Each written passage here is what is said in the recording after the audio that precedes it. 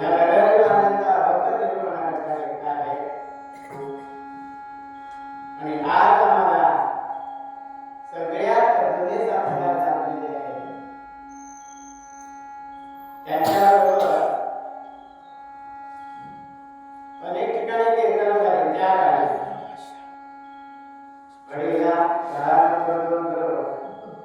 तिथे त्यांच्या घराकडे सुद्धा कीर्तन झालं होतं तेव्हा. परंतु तेव्हा कीर्तनाची नुकती सुरुवात होती. बारवाडी म्हटलं तरी चालेल. सांगायचं तात्पर्य एवढे जुने साथीदार आहे आणि आज आम्हाला ते लाभले आहे. मध्ये मध्ये आम्हाला त्याचे मिळतात लाभतात. सांगण्याचं कारण असं की आजच्या अभंगाला नरहरी महाराज यांचा अभंग निरूपणाकरता घेतलेला आहे. या अभंगात जे काय 2-3 दिवस कीर्तन झालं ते भक्ती या विषयावर झालं आहे. आजचा अभंग सुद्धा भक्तीला अनुसरण आहे. सांगड बांधारे बांधारे भक्ती नारायण नारायण. सांगड बांधा भक्ती म्हणजे नारायण या नामाचा जप करत राहा. नारायण हे नाम जपत राहा. आता कोण नारायणाला बसतो, कोण विष्णूला बसतो, कोण शिवाला बसतो, कोण देवीला बसतो, कोण दत्ताला बसतो. आमच्याकडे ना निवड ठेवलेली आहे. स्वातंत्र्य आहे आम्हाला. कोणत्या देवाला जो आवडतो देव ना त्याचं नाव घ्या. निवड म्हटलं तर कदाचित लक्षात यायचं नाही. आमच्याकडे चॉईस ठेवलेली आहे. कुठचा देव आवडतो पसंत करा. परंतु एकदा तो पसंत केला की जशी आपली पसंती एकदा होते शुभमंगल सावला म्हणजे शेवटपर्यंत, तसं एकदा देव पसंत केला मला शंकर आवडतो, कोण म्हणे मला विष्णू आवडतो, कोण म्हणे मला सातेरी देवी आवडते, कोण म्हणे दत्तवाला आवडतात. मग एकदा तो देव आपण निश्चित केला आहे आपलं आराध्य दैवत की मग त्याचं नाम सतत घेत राहायचं. त्याचं नाम सतत घेत राहिलं नामाने हळूहळू त्या देवतेबद्दल प्रेम वाटत लागतं आणि प्रेम वाटत लागलं की त्या प्रेमाचं रूपांतर भक्तीमध्ये होतं. आणि अशी भक्ती आपल्याला घडली की आपल्याला तो समजतो कोण भक्तीने आकळीला दया भक्तीने आकळीला. भक्ती केल्यानंतर आमची भक्ती त्याच्यापर्यंत पोहोचली, आमची भक्ती त्याला आवडली की तो आपल्याला कळायला लागतो, समजायला लागतो. आणि भक्ती करत असताना सुद्धा आम्हाला समजला नाही तर आम्हाला तो समजून द्यायला त्या ठिकाणी संत हजर असतात. आणि ते संत आपल्याला लाभले, सद्गुरू आपल्याला लाभले की परमेश्वर आपल्याला सहज प्राप्त होतो. फक्त एक आहे, सद्गुरू सांगतात, संत सांगतात, त्या मार्गाने चालायची आपली तयारी करायची. त्या मार्गाचा आपण अवलंब केला, मार्गात शिकला, त्या मार्गाने चालत राहिलो की आपल्याला परमेश्वर कळतो, तो आपल्याला समजतो. जसा संत नामदेवाला त्यांची भक्ती होती, आठवड्याला त्यांच्या जेवायला गोष्टी करायला, परंतु तो परमेश्वर जळीच जळी काठी पाषाणे आहे हे त्यांना समजू शकलं नाही. आणि जेव्हा त्यांना सद्गुरू प्राप्त झाले, सद्गुरू लाभले, तेव्हा त्यांना तो परमेश्वर कळला, तेव्हा त्यांना परमेश्वर समजला, उमजला. कारण तो परमेश्वर कसा आहे, भूजल तेज समीर भूजल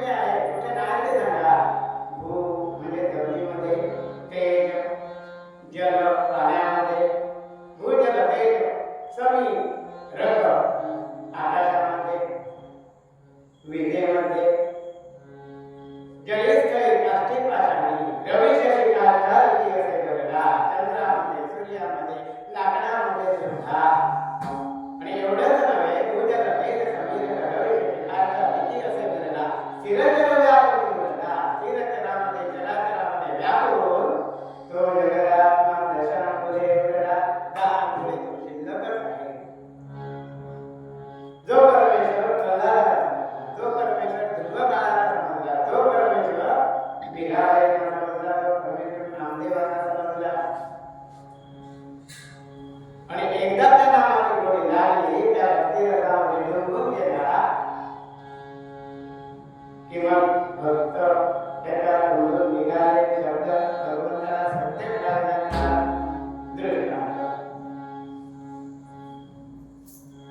भक्त प्रल्हाद सतत त्याच्या मुखामध्ये नारायणाचं नाम विष्णूंचं नाम आणि असं विष्णूंचं नाम सतत चाललेलं असताना त्याच्याकडे हिरण्यकश्यपू त्यांची भक्ती होती पण विरोधी भक्ती होती ती विरोधी भक्ती का होती तर त्या दैत्यकुलाच्या दैत्याला वर होता काय वर होता जाता सांगतो की तुम्ही हरीची भक्ती कराल तर 7 जन्मात उद्धार होऊन माझ्याकडे याल आणि वैर कराल तर 3 जन्मात काय करू 3 जन्मात जर आपल्याला हरी भेटतो आहे तर मग भक्ती करून 7 जन्म कशाला घालवा म्हणून त्याने ती विरोधी भक्ती केली आणि त्या प्रल्हादाच्या नावाला नाव त्याला विरोध करू लागला हिरण्यकश्यपू पहिल्यांदा त्याला समजावलं नंतर त्याला विनवलं नंतर त्याला दरडावलं एवढंच नव्हे तर त्याला अनेक प्रकारच्या कठोर शिक्षा दिल्या परंतु त्याचं रक्षण करणारा भगवंत असल्यामुळे त्याच्या केसाला सुद्धा धक्का लागला नाही ज्यावेळी हिरण्यकश्यपूने त्याला मारण्याचा प्रयत्न केला त्याच्यावेळी भगवंताने सांगितलं विष्णूने त्यांना सांगितलं मग एकदा हिरण्यकश्यपू संतापून म्हणाला अरे तू नारायण नारायण नारायण म्हणतोस तुझा नारायण आहे तरी कुठे बाबा गुजराती स्वामी त्या पलीकडे समजलं नाही कारण काय विरोधी भक्तांचा एवढा बेधुंद झाला होता मग त्याला प्रल्हादाने सांगितलं बाबा तो परमेश्वर घरी काही कार्तिक मासाने सर्वत्र बसून पुरलेला आहे तो माझ्याकडे आहे तो तुमच्याकडे आहे तिथे जमलेल्या सगळ्या जन्म तेथेही आहे असं म्हणतात तुमच्या दैवाने आपण चक्रावण्याच्या मस्तकाला चढली आहे आणि म्हणतो तो माझा शत्रू आणि तो माझ्या हृदयामध्ये वास करतोय पटत नाही मग त्याने त्याला खांबामध्ये आहे का असं विचारता क्षणी हो जो सर्वत्र बरोबर बोललेला आहे खांबामध्ये नाही असं कसं होईल असं म्हणता क्षणी हिरण्यकश्यपू त्या खांबाकडे धावत धावत गेला आणि त्या खांबावर दत्ता प्रहार केला नव्हे गदाचा प्रहार केला श्रोते हो ब्रह्म सांगतो खांबामध्ये परमेश्वर होता का म्हटलं तर होता नाही म्हटलं तर नव्हता परंतु प्रल्हादाने आपल्या भक्ताने सांगितले की तो जळीस्थळी काष्टी पाषाणी सर्वत्र भरून उरलेला आहे तो तुमच्याकडे आहे माझ्याकडे आहे सकल प्राणी मात्राकडे आहे तो खांबाकडे आहे आणि खांबात आहे म्हणण्यासाठी भक्तवचन सत्य करण्यासाठी त्याला खांबामध्ये प्रगट व्हावं लागलं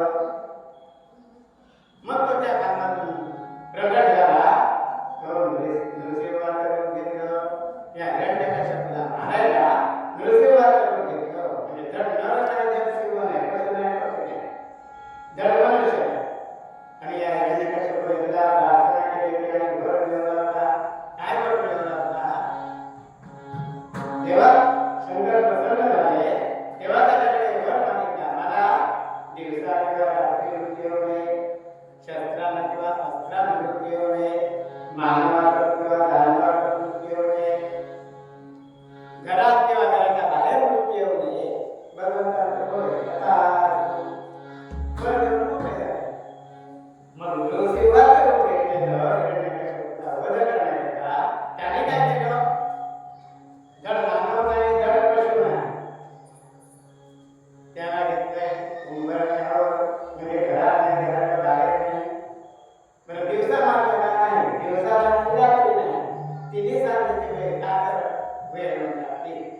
आणि शस्त्र नाही, अस्त्र नाही, नखाने त्याला पाडला, त्याचा वध केला.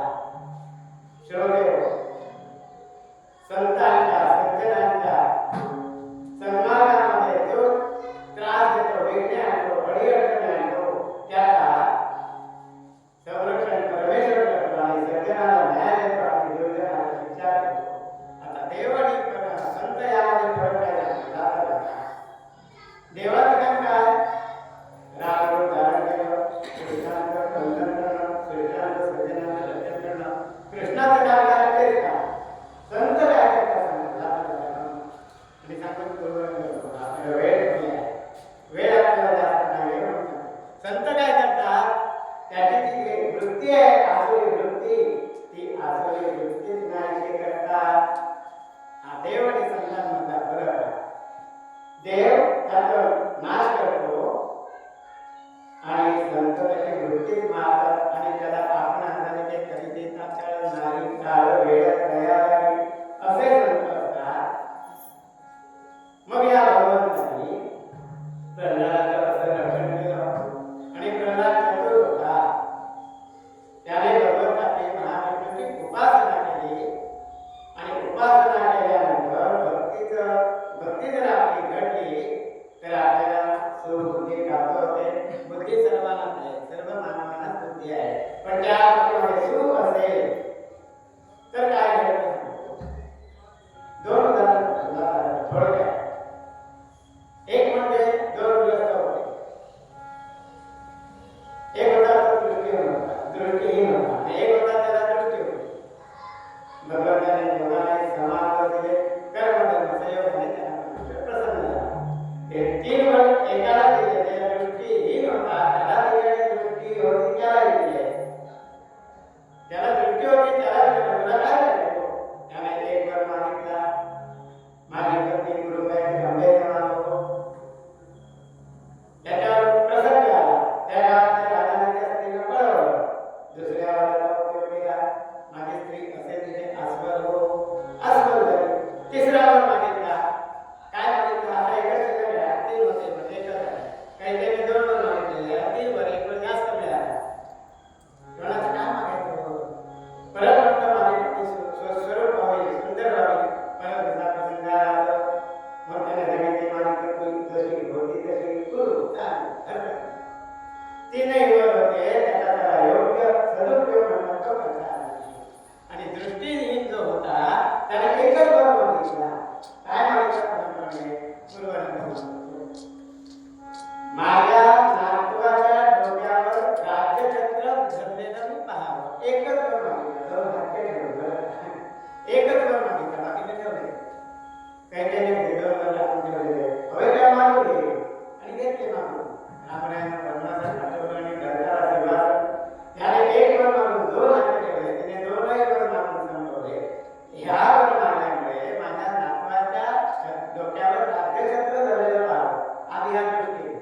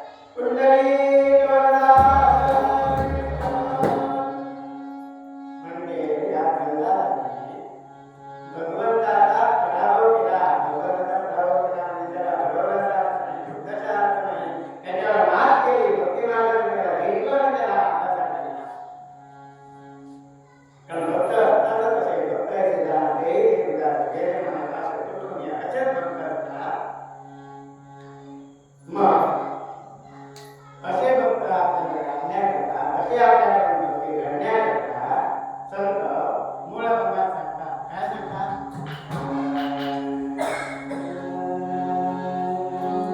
सांगड बांधा रे, बांधा रे, सांगड बांधा रे, बांधा रे,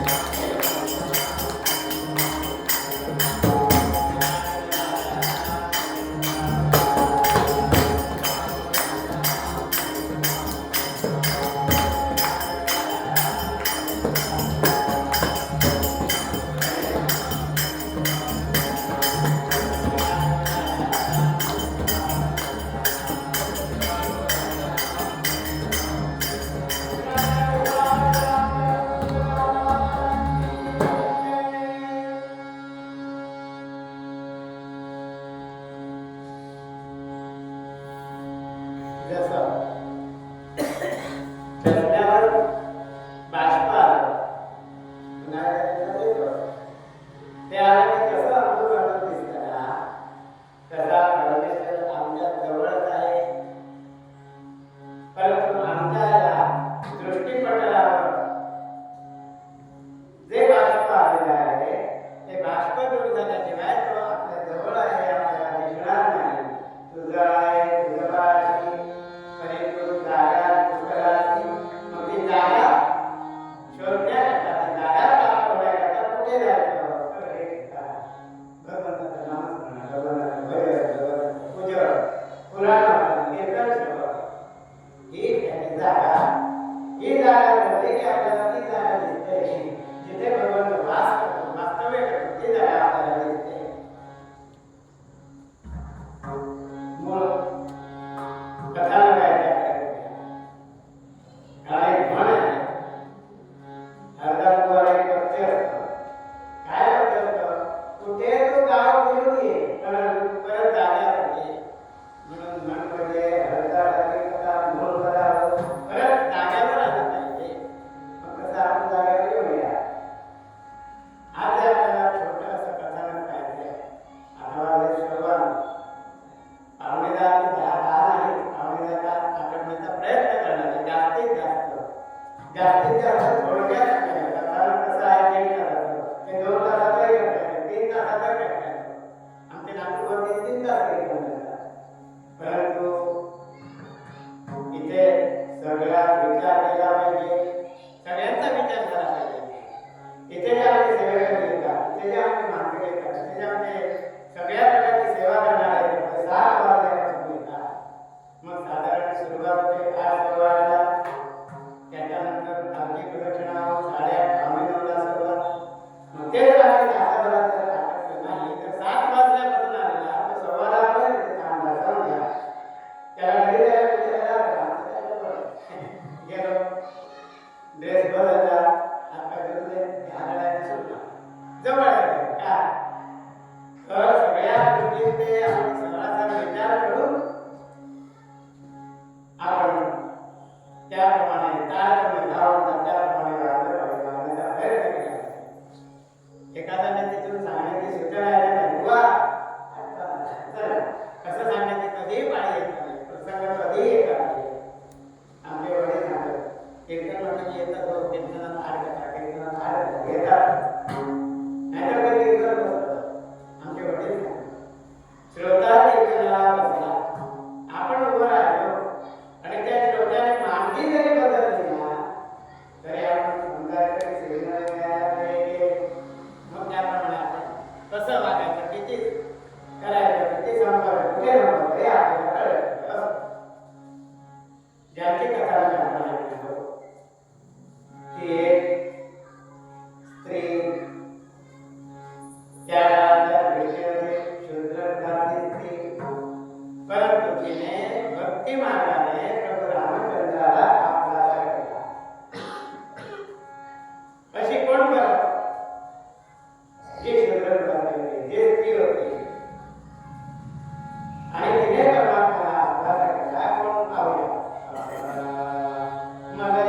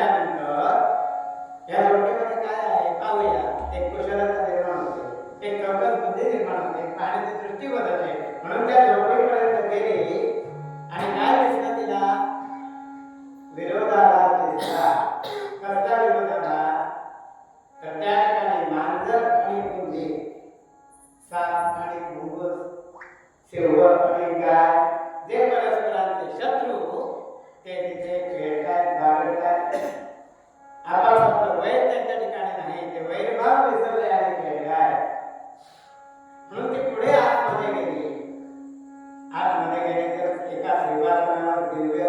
त्याच्या तरुणी बसलेली योगिनी तिच्याकडे गेली, तिचं दर्शन घेतलं, तिच्याकडे चौकशी केली. हे मी प्रथमच पाहते आहे. काय परस्परातील वैरभाव नाहीसा होणे आपापसात खेळ आहे, बागड आहे आणि तुमच्या चेहऱ्यावर तेज प्रतिभे कसं काय? तिने सांगितलं मी प्रभू रामचंद्रांच्या नामामध्ये सतत रंगून गेल्यामुळे मला हे तेज प्राप्त झालं. मला ही सगळी या ठिकाणी परिस्थिती अशी प्राप्त झाली. एका प्रभूचं रामनाम, त्या रामनामाने मला हे सर्व काही मिळाले ना, प्रभूच्या नामामुळे.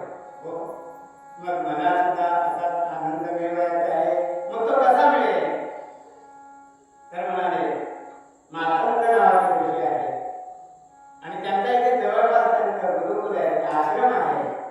तर त्या ठिकाणी तू त्यांची भेट घे आणि त्यांची भेट घेऊन ते तुला ते तुला उपदेश करतील आणि ते सांगतील त्याप्रमाणे तू पालन कर. तिने ठरवलं की या ऋषींची भेट घ्यायची म्हणून ती भेट घेण्याकरता म्हणून गेली. तिथे सगळे उच्चवर्णीय होते. तिला काकाकडीची चौकशी केली, नाव काय तुझं चौरे आणि सगळं काय विचारलं. सांगितलं आमचे गुरु महाराज तुला घेणार नाही, तू अमक्या जातीचे आहे, तुला अधिकार नाही. आणि तिला पुढे जाऊच दिलं नाही, भेटच दिलं नाही. आणि मातंग ऋषी यांचा एक नेम होता, रोज पहाटे उठून त्या नदीतीने स्नानाला जायचं. ते तिने चौकशी केली शौर्याने आणि तो मार्ग बघितला, तो काट्या कुट्याने खडतर असा. मग तिने ठरवलं या मार्गाने मार्ग जात असा. मग त्यांना जाताना खडे बोलतील, खडे ठेवतील, काटे जातील. म्हणून तिने ती वाट स्वच्छ करण्याचा दिनचर्येला सुरुवात केली. रोज संध्याकाळी रात्री ती वाट झाडून स्वच्छ ठेवायची. आणि असं म्हणता आत्मदर्शीच्या वाटेने जाऊ लागले. जाता जाता त्यांनी पाहिलं की रोज मी आता जातो आणि या वाटेने जात असताना ही वाट मला स्वच्छ दिसते. या वाटेवर काटेकुटे नाही, दगडधोंडे नाही. हे कसं काय, कोण बरं करतं? म्हणून त्याने आपल्या शिष्याला सांगितलं, त्या शिष्याने विरोध केला होता, त्या शिष्याला सांगितलं ती वाट स्वच्छ कोण करते, लक्ष ठेवा, नजर ठेवा आणि तिला माझ्याकडे घेऊन या. शिष्यगण गेले शोध घेण्याकरता म्हणून आणि पाहतात तिला आपण विरोध केलेला तीच ही मुलगी, तीच ही स्त्री जी वाट स्वच्छ करते. म्हणून त्याने तिला घेऊन त्या मातंग ऋषीकडे घेऊन गेले आणि मातंग ऋषीला सांगितलं की तुम्हाला जो मार्ग स्वच्छ मिळतोय, सुंदर मिळतो आहे, तो या स्त्रीमुळे मिळतोय. मग त्याने विचारलं तुझं नाव काय? शबरी. इथे येण्याचं कारण काय आणि ही एवढी सेवा करण्याचं कारण काय? तेव्हा तिने सांगितलं की ज्या आश्रमामध्ये मी गेले होते त्या आश्रमामध्ये मला दिव्य योगीचं दर्शन झालं. तिथे मी असं दृश्य पाहिलं की परस्पर विरोधी जे प्राणी त्यांच्यामध्ये जो वैभव असायचा तो वैभव नाही झालेला. त्या गुण्यागोविंदाने भेटाय भागत आहे आणि त्या योगीच्या त्याच्यावर दिव्य असं तेज प्राप्त झालेलं.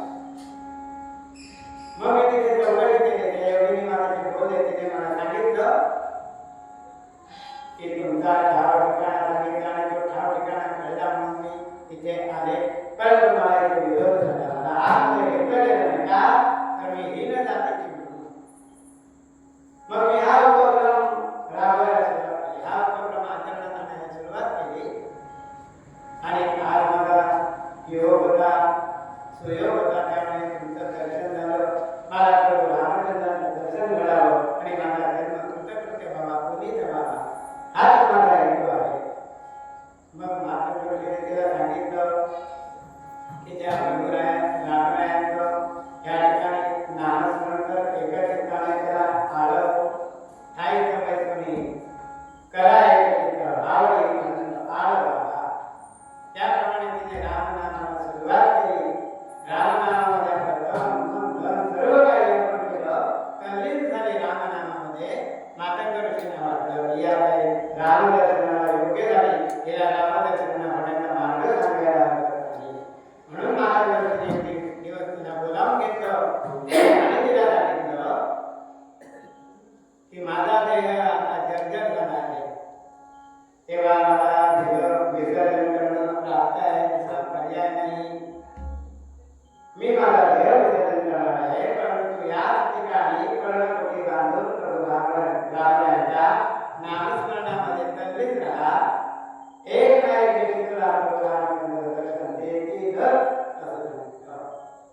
तिला वाईट वाटतं का? मार्गदर्शनासाठी आपल्याला सद्गुरू लाभले, त्यांच्याकडून आपल्याला नामस्मरणाचा मंत्र मिळाला आणि त्यामुळे माझा आनंद वेगळीच झाला, वाढत चालला आणि ज्याने मला मंत्र दिला ते माझे गुरु महाराज, तेच आता देव आणि अर्पण करणार आहे, देव जर्जर झाला म्हणून विसर्जन करणार आहे. म्हणून तिला वाईट वाटलं. तिथे ती भावना त्याचा भक्तिभाव होतो त्या महाराजांनी सांगितलं, तू काळजी करू नको, मी सदा सर्व काळ तुझ्यापाशी आहे, कसली चिंता करू नको, फक्त नाम निमंत्रण राहा. एक दिवस तुला गुरुरामचंद्रांनी प्रचित्र भेट होईल आणि या गुरु महाराजांनी आपला देह ठेवला. अतिशय दुःख झालंय, तरी सुद्धा त्या गुरुवचनावर विश्वास ठेवून आज नाही, उद्या नाही, उद्या रामाला येते, आज रामाला येते, परवा रामाला येते असा विचार करत करत करत त्याची प्रतीक्षा करत करत ती त्यांचा शोध घेण्यासाठी पंपा सरोवराकडे गेली आहे. तिला कळलं, तिला बातमी लागली की प्रभू रामचंद्र पंपा सरोवराकडे येणार आहे, म्हणून त्या ठिकाणी गेली